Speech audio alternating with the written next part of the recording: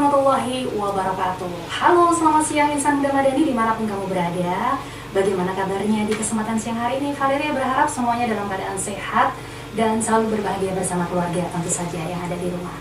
Bagi Anda yang lagi beraktivitas ataupun yang lagi santai dimanapun kamu berada, Valeria harap selalu stay tune terus di 102,5 Radio Madani FM di lintas siar Jalan Tuku Umar nomor 48 Bojonegoro. Di edisi hari ini Kamis 12 Januari 2023. Kita masuk di menit ke-22 lepas dari pukul 2 siang. Dan seperti biasa di setiap hari Kamis, Radio Madani FM bekerja sama dengan Rumah Sakit Aisyah Bojonegoro untuk mengadakan Bincang Sehat. Talk show dengan tema kita di kesempatan siang hari ini adalah bagaimana ketentuan program perlindungan jasara harja di Rumah Sakit Aisyah Bojonegoro. Dan bagi kamu, insan muda madani yang ingin berpartisipasi melalui radio online, bisa melalui satu layanan yang bisa kita fungsikan di nomor 085 707 720 577. Sekali lagi ya, di nomor 085 707 720 577 sampai nanti pukul 3 sore.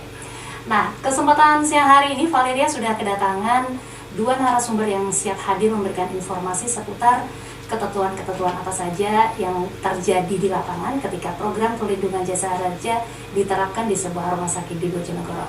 Telah hadir ada Mbak Nini Insiah selaku staf keuangan dari Rumah Sakit Aisyah Bojonegoro. Halo, assalamualaikum Mbak Nini.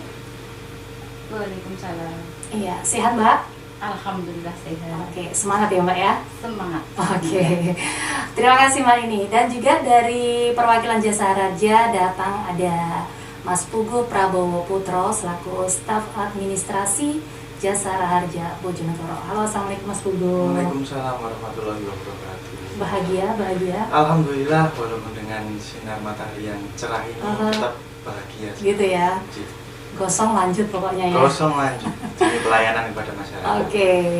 Baik, insan muda madani, beliau berdua ini sudah siap memberikan informasi seputar layanan ataupun ketentuan-ketentuan yang berlaku di rumah sakit terkait dengan jaminan apa saja yang bisa diklaim terhadap jasara harja.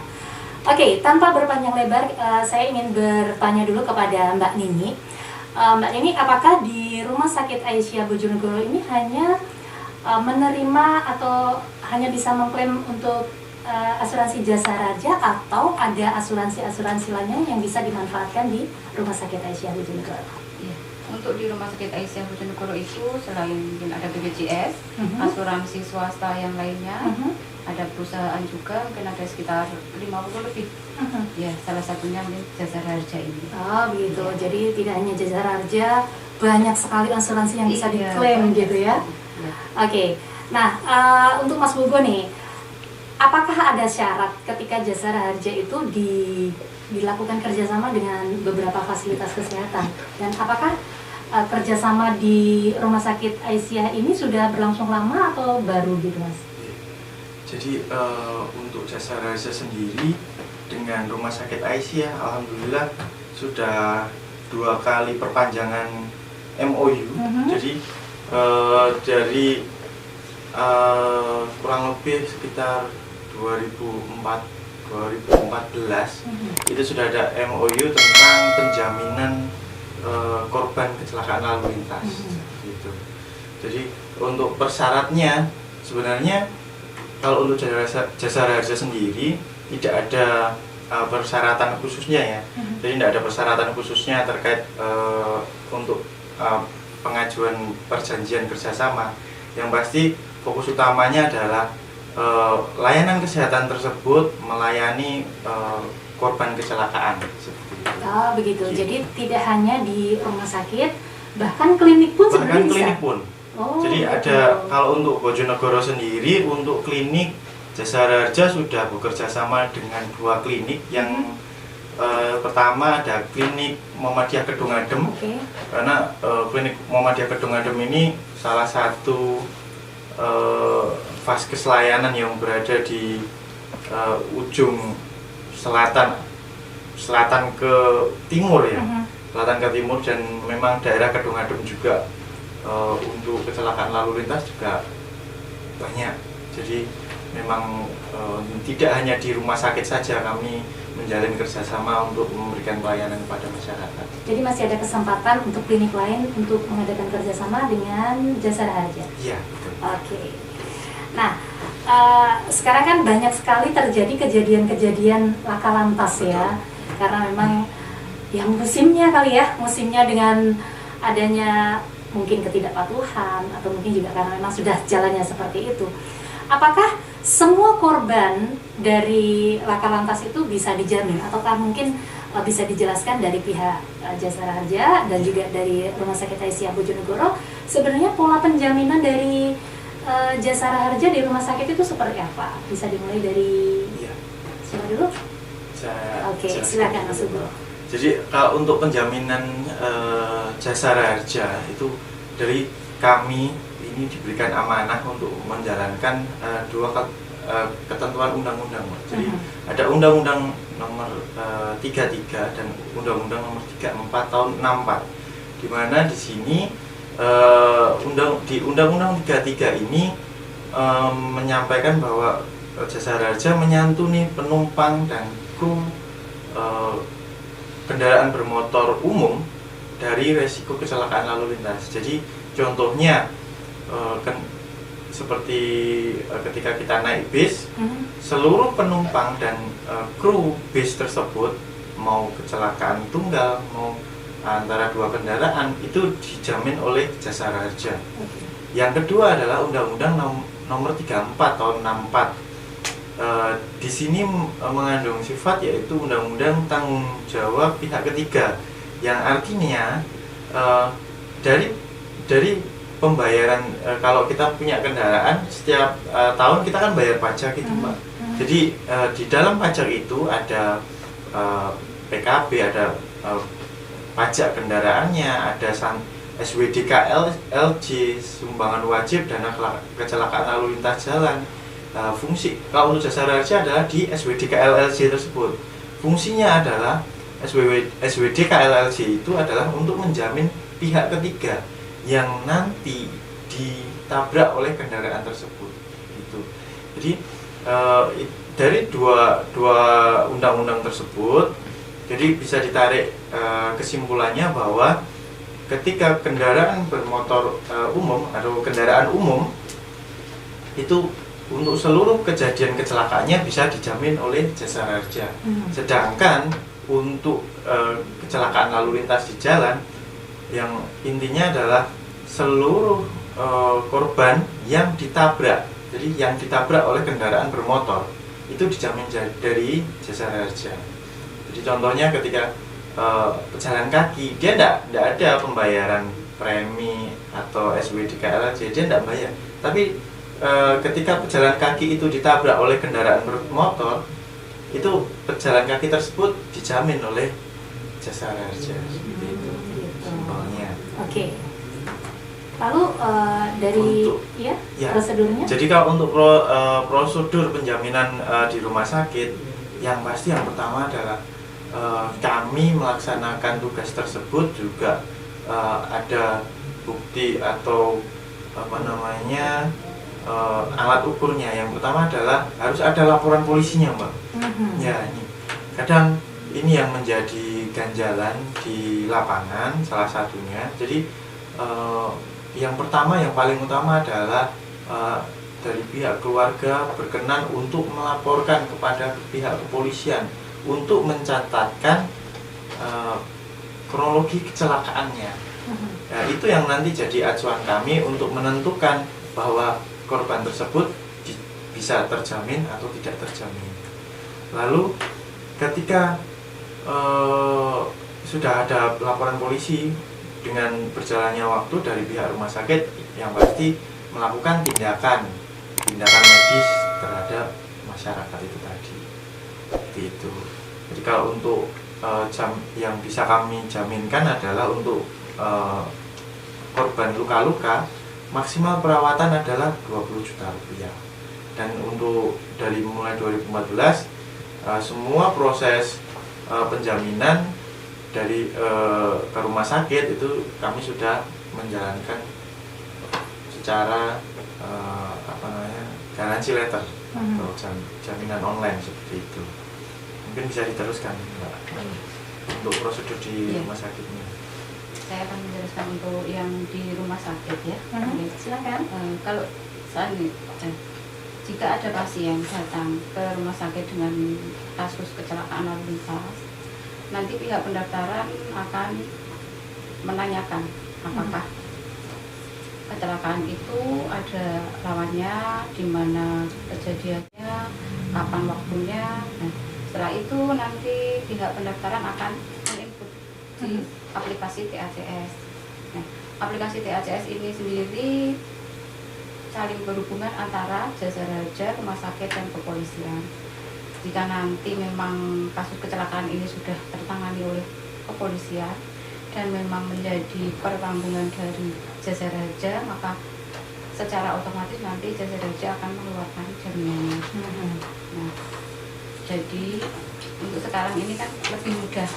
Kalau dulu pihak keluarga harus datang ke kantor, tapi kalau sekarang kita cukup menunggu di rumah sakit saja, nanti secara otomatis itu akan keluar jaminannya. Nah, kalau seandainya sudah keluar jaminannya, kita akan informasikan ke pihak pasien berapa jaminannya yang keluar, nominalnya, dan menginformasikan untuk apa saja toh kelengkapannya. Di antaranya untuk kelengkapannya saya jelaskan sekalian ya.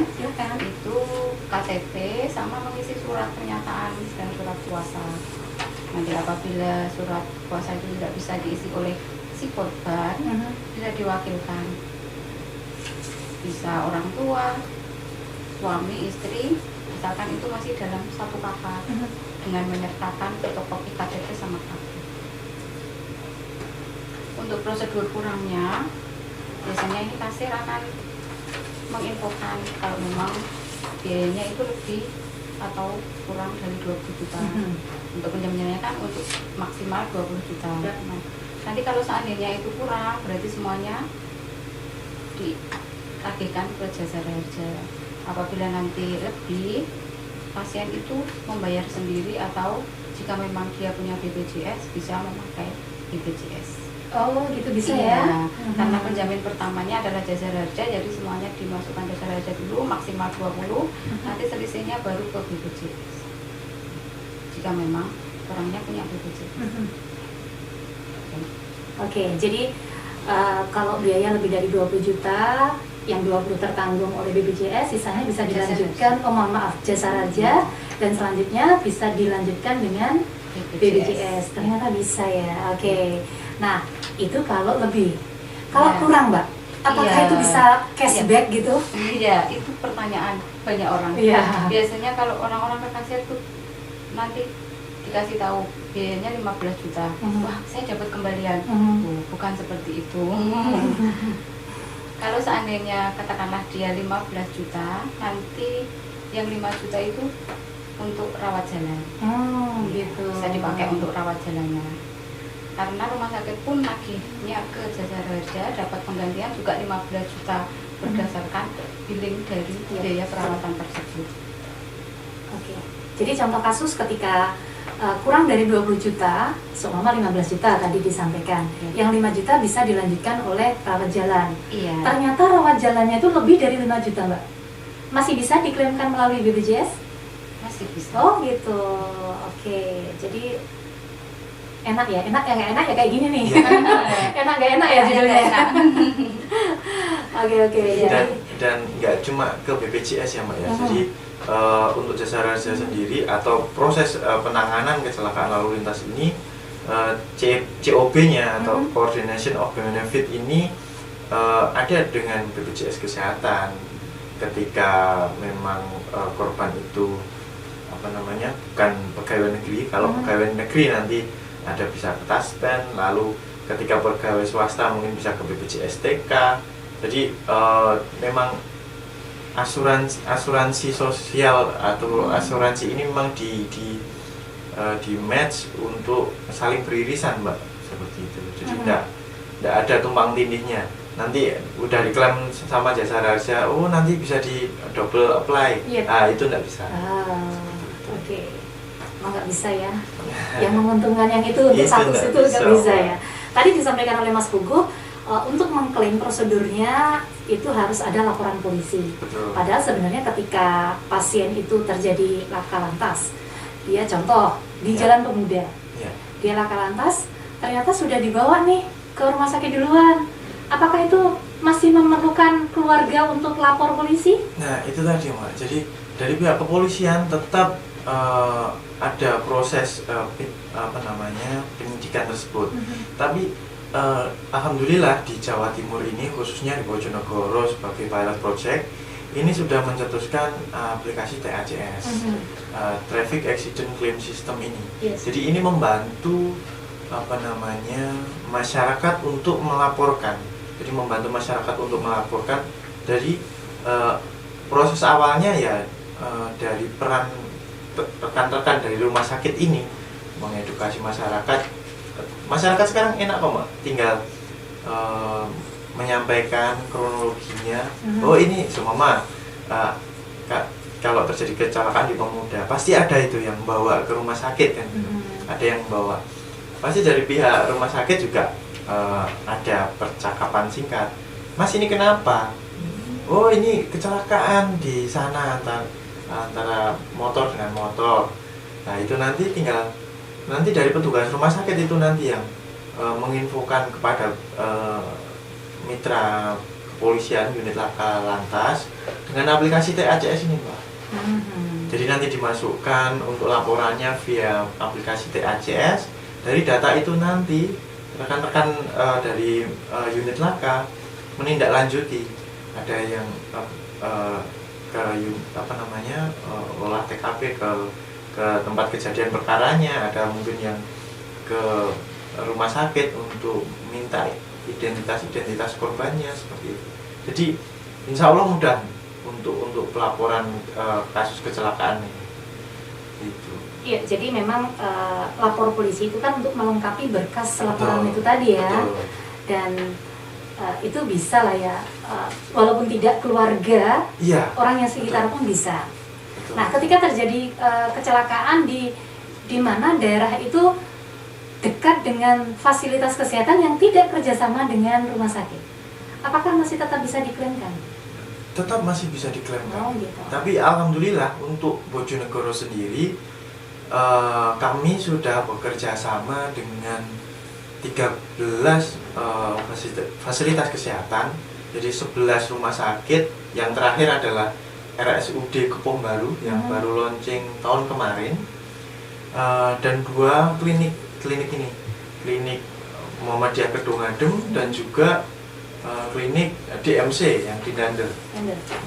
Gitu. Jadi tapi terlepas dari itu, untuk segala perawatan yang dilakukan oleh fasilitas kesehatan, mungkin puskesmas, mungkin klinik yang belum bekerja sama, ketika memang ada biaya yang dikeluarkan, bisa kalau di kami direimburskan atau diajukan pribadi oleh pihak keluarga seperti itu. Oke. Dan sumber dana dari Jasara Harja sendiri dari mana sebenarnya? Nah, ini yang kadang menjadi pertanyaan, tidak cuma masyarakat umum tapi juga mitra kami, Mbak. Oh, gitu ya. Jadi kembali lagi ke apa yang diamanahkan ke kami, ada 2, yaitu dari Undang-Undang 33 tahun 64 itu kami diberikan amanah untuk melakukan iuran wajib kendaraan bermotor umum. Ini yang dibayarkan setiap tahun juga di Samsat. Lalu yang kedua ada Undang-Undang Nomor 34 tahun 64 yang tadi saya singgung, yaitu pembayaran SWDK LLJ atau sumbangan wajib dana kecelakaan lalu lintas jalan. Ini untuk SWDK LLJ ini nominnya sangat kecil, Pak. Untuk sepeda motor sendiri, sepeda motor itu nominal sumbangan wajibnya adalah 35.000. Mas. Tapi fungsinya, Pak. Betul. Fungsinya ini menjamin korban yang ditabrak oleh kendaraan tersebut, satu kali kejadian 20 juta rupiah maksimal. Seperti itu. Ini untuk kendaraan sepeda motor. Lalu mobil pribadi 143.000 dan seterusnya. Jadi nominalnya sebenarnya kecil banget dari kalau mungkin mau dibandingkan dengan apa namanya yang bisa dijaminkan di situ. Iya. Memang semuanya tanggung renteng ya, Mas. Iya, betul. Nah, dari pihak rumah sakit sendiri nih Mbak ini, ketika sudah terjadi sudah selesai masa perawatan, sudah selesai masalah billing transaksi dan sebagainya, itu langsung bisa cair ya dari pihak Jasa Raja, atau menunggu langsung kita kumpulin nih dari 1 bulan gitu, atau memang ada perjanjian khusus gitu, momen-momen tertentu untuk pencairan, dan itu tidak ada kendala ya? Iya, untuk penagihannya sendiri biasanya kurang dari 14 hari. Iya. Jadi aman-aman saja. Aman-aman saja. Ya. Ya.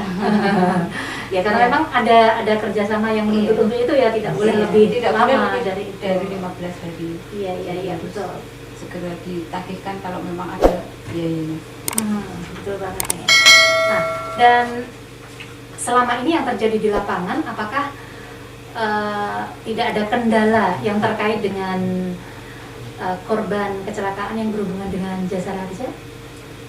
Ya, banyak sekali. Oh gitu ya? Iya. Mungkin bisa disebutkan beberapa gitu. Biasanya kalau ada pasien kecelakaan itu kadang enggan untuk melapor karena mau diganti sama yang nabrak kayak gitu. Oh begitu. Nanti begitu tahu biayanya mahal.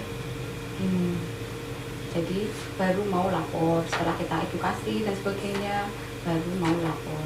Mungkin itu ketika karena pulang baru lapor, jadi untuk proses pulangnya jadi tambah lama. Iya seperti itu. Terus kadang juga mungkin anak-anak di bawah umur juga mungkin nggak mau lapor gitu. Iya. Mungkin itu terjadi apa karena tidak mau berurusan dengan pihak kepolisian, atau penjaminnya lebih besar daripada yang diberikan oleh Jasa Raja? Tidak mau untuk lapor biasanya gitu. Gitu ya? Iya. Dan kalaupun itu terjadi Mbak, apakah pernah ada double lapor? Dia mengklaimkan Jasa Rajanya tetapi juga dapat dari si penabraknya kayak gitu? Nggak tahu juga? Iya, nah kalau itu saya kurang tahu. Oke, karena memang manusia ragam macamnya ya. Iya. Mungkin juga ada, tapi ya kurang tahu saya.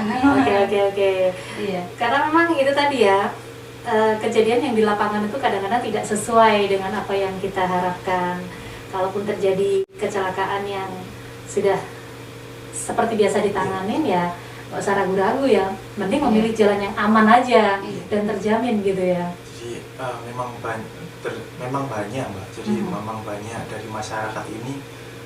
Yang pertama mungkin biasanya titik kecelakaannya itu mayoritinya kan yang agak mepet masuk gitu kan, mungkin range-nya sekitar daerah yang agak jauh dari kota. Itu yang mungkin ada ketakutan untuk melaporkan ke pihak kepolisian. Nanti ribet Mas, kita mesti mundar-mandir ke pihak kepolisian.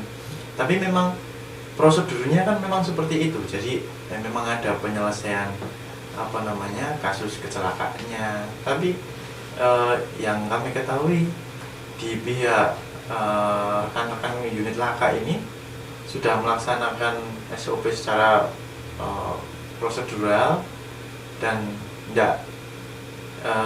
banyak masyarakat yang kami tanya ada keluhan atau enggak, tidak ada. Tapi jadi setelah melalui baru nggak seperti yang dibayangkan seperti itu. Dan juga betul yang disampaikan Mbak Nini tadi, ketika mengalami kecelakaan seakan-akan udah nanti kita biayai, atau mungkin mau dibawa ke sangkal putung atau alternatif yang lain seperti itu. Sedangkan tenaga medis di Bojonegoro ini sudah maju-maju untuk melakukan tindakan medisnya, dan biasanya ketika masuk ke sangkal putung atau tindakan medis yang lain itu ketika ada keluhan itu baru masuk ke rumah sakit, dan cederanya mayoritas jadi lebih parah gitu. Jadi itu mungkin kendala yang di lapangan sudah pasti rekan-rekan dari rumah sakit sudah diedukasi tentang perlunya pelaporan itu, tapi masih ada ketakutan sebenarnya. Iya, betul. Khawatirnya nanti merembet lebih panjang gitu ya. Nah, ketika terjadi tadi sempat disampaikan oleh Mbak Nini ya, anak-anak kecil bahkan seperti itu. Apakah ada ketentuan ketika Jasara Harja ini bisa dimanfaatkan layanannya? Contoh, yang bisa diklaim itu hanya umur sekian sampai sekian, atau hanya anak-anak yang punya SIM aja, atau yang bagaimana gitu? Ya, jadi kalau untuk Jasara Harja sendiri sebenarnya tidak ada acuan tentang itu, karena pejalan kaki pun itu ketika ditabrak oleh kendaraan bermotor itu juga terjamin, Pak. Jadi tidak ada harus memiliki SIM atau ini, cuma tentang pengendara yang tidak memiliki SIM dan mengalami kecelakaan itu nanti ranahnya adalah di penegakan di rekan-rekan unit laka lantas. Itu mungkin yang jadi alasan ya, nggak pakai helm terus kecelakaan, nggak berani lapor lah akhirnya ya. Nah, seperti tadi sempat terbersit juga, ketika terjadi kecelakaan tetap sudah dilaporkan ke kepolisian, kemudian sudah dibawa ke rumah sakit, ternyata luka-lukanya juga tidak terlalu parah. Apakah itu juga bisa diklaimkan ke Jasara Harja? Semua bisa. Oh gitu ya? Ada laporannya. Asalkan ada laporan yang iya. Ada mungkin cuma di IGD pulang, karena memang tidak butuh untuk rawat inap. Itu kalau memang dia ada laporan polisinya, tetap kita bisa mengirimkan ke Jasara Harja. Begitu. Oke. Lalu apa yang sebenarnya tidak bisa diklaimkan oleh Jasara Harja? Jadi untuk yang tidak bisa diklaim di Jasara Harja, jadi ada beberapa kasus laka yang tidak bisa diklaim oleh Jasara Harja. Ini kasusnya dulu ya, Mbak. Okay. Yang pertama adalah kecelakaan atau laka tunggal yang tidak ada lawannya. Jadi sepeda motor nabrak pohon, atau pengendara sepeda motor kecelakaan masuk parit yang tidak ada lawannya, itu tidak dijamin oleh Jasara Harja, karena yaitu tadi di Undang-Undang 34 adalah sifatnya tanggung jawab pihak ketiga, gitu. Tapi beda lagi ada lagi juga yang kecelakaan dua kendaraan, tapi yang satu dalam koreksi mabuk. Dalam mabuk ini juga tidak dijamin. Ketika kecelakaan pada saat turnamen balapan, itu juga di luar dari jaminan Jasara Harja. Atau mungkin ada bencana alam, itu juga di luar jaminan Jasara Harja. Oke, jadi memang ada spesifikasi yang spesifikasinya. Tidak semuanya bisa diklaim gitu betul, ya. Ada spesifikasi kasusnya. Lalu biaya apa saja yang tidak bisa diklaim oleh rumah sakit pada Jasara Harja. Jadi kadang nih ketika masuk ke rumah sakit ada anamnesa ya, Mbak. Ada penyakit bawaannya, ada anamnesa. Jadi mungkin contohnya ada korban kecelakaan, tapi dia juga punya diabetes atau hipertensi. Obat-obat tersebut itu nanti ada verifikatornya sendiri. Ada verifikator. Kalau untuk sekarang provider kami adalah dari Admedica namanya. Jadi day by day itu sudah dimantau dari verifikator kami, dari konfirmasi ke pihak rumah sakit, tindakan apa yang diberikan kepada korban, obat apa yang diberikan kepada korban, itu sudah dimonitor setiap hari. Alhamdulillah, terima kasih buat rumah sakit Aisyah sudah menyampaikan data kepada provider kami. Jadi untuk sekarang semua nggak cuma asal, jadi nggak cuma asal ngajuin ya, Pak. Nggak cuma asal ngajuin. Sekarang sudah ada verifikator. Kalau dulu mungkin verifikatornya manual. Kalau sekarang sudah on day seperti itu. Oh gitu. Jadi ketika seorang korban kecelakaan itu mempunyai diabetes, yang menanggung adalah verifikator itu atau untuk diabetes, untuk yang diabetes lain nanti dilihat Mbak. Dia memiliki beberapa kalau mungkin dia juga juga memiliki BPJS kesehatan, nanti bisa ya Mbak di split atau gimana Mbak? Kalau untuk di rumah sakit sekarang tidak bisa dipisah, jadi itu jadi satu. Jadi satu. Iya. Jadi nanti kalau pakai itu Edmedica, biasanya kan Edmedica minta perincian dan sebagainya, itu betul. bisa dipisah. Oh gitu. Iya. Jadi Jadi yang menghitung itu pihak Edmedica. maksudnya nanti untuk penjaminannya tetap kembali ke keluarganya. Jadi dibayar sendiri. Dibayar sendiri. Istilahnya gitu. Jadi ada selisih nanti. Iya. Yang tidak di cover apa saja, nanti biasanya akan keluar jaminan. Gitu. Ya, paham. Ya, jadi tidak hanya di Jasara Harja, Valeria yakin ada beberapa ketentuan, poin-poin di mana beberapa hal itu tidak bisa diklaim, gitu ya. Mungkin masalah kecantikan, kalau di asuransi lain gitu ya, itu tidak bisa diklaim juga. Dan kalaupun ada penyakit bawaan, kalau menurut hitung-hitungan ya masuk akal juga sih, pasti akan kembali ke keluarga ya, itu akan dibayar sendiri gitu.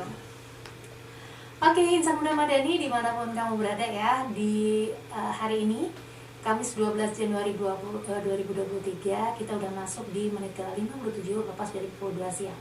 Masih ada 7 menit ke depan bagi kamu yang ingin bertanya-tanya kepada Mbak Nini ataupun Mas Pugo, silakan saja.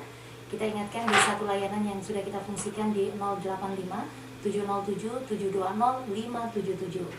7 menit ya. Nah, sambil menunggu mungkin ada yang ingin bergabung bersama kita nih. Saat ini yang lagi menjadi kendala nih, yang lagi menjadi kendala dari pihak rumah sakit sendiri terkait layanan dari Jasara Harja apa nih Mbak Nini? Untuk saat ini maaf, nggak ada ya, aman ya. Wah, luar biasa ini. Iya, kalau untuk pelaporan kita sudah punya aplikasi TACS. Sebenarnya kita harusnya bertiga. Oh gitu. Sama kepolisian juga. Iya betul. Rumah sakit, Jasara sama kepolisian. Terus kalau proses pulang kita sudah pakai Edmedica, jadi ada yang memverifikasi sebelum pulang. Iya, itu ternyata sekarang memang sudah berkoneksi ya. Iya. Oke, untuk Jasara Harja sendiri bagaimana? Apakah selama ini juga fine-fine aja gitu dengan rumah sakit Aisyah? Alhamdulillah. Untuk rumah sakit Aisyah ini sendiri untuk tahun 2021, karena biasanya kami juga ada penyampaian penghargaan kepada mitra rumah sakit yang menyampaikan pengajuan berkas sesuai dengan MOU, jadi ada rankingnya Mbak. Wow, gitu ya. Salah satunya juga adalah rumah sakit Aisyah, seperti itu di 2021 lah. Untuk yang di 2022 masih on progress ini Mbak, biasanya kami sampaikan di bulan 2 atau bulan 3. Oh gitu, naik tingkat dong hadiahnya. Karena udah masuk bulan ke berapa nih? 8 ya? Ke tahun 8 ya? 8 tahun? Iya. Nah kan? Iya, sudah hampir mendekati 10 tahun tuh biasanya momen-momen yang ditunggu ya. Tahun 2012 ya sih sebenarnya saling menguntungkan ya. Iya. Oke. Manfaatnya sebenarnya kami terus meningkatkan layanan untuk masyarakat. Jadi untuk melayani masyarakat semaksimal mungkin, semudah mungkin. Yang dulu mungkin banyak yang mikir ngurus kecelakaan itu susah. Yeah. Mesti ngurus ke sana, ngurus ke sini. Kalau sekarang enggak. Monggo dari pihak keluarga tinggal duduk manis saja di rumah sakit, fokus kepada keluarganya yang mengalami kecelakaan. Nanti petugas dari rumah sakit yang mengarahkan, dari petugas unit laka yang menindaklanjuti, dan dari Jasara Harja yang menjaminkan terkait untuk biayanya. Ya, memang kalau dilihat di akhir-akhir tahun ini kan sudah mulai semuanya dipermudah gitu ya.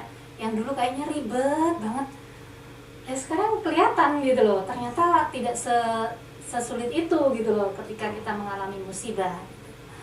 Oke, Mbak Nini dan juga Mas Puguh, kayaknya 4 menit nih. Sebelum kita tutup, closing statement, apa yang ingin disampaikan kepada insan muda Madani yang ada di rumah, mungkin pesan-pesan atau apa, silakan dari siapa dulu? Iya, jadi yang utama jangan takut untuk melaporkan kepada polisian setiap kejadian kecelakaan.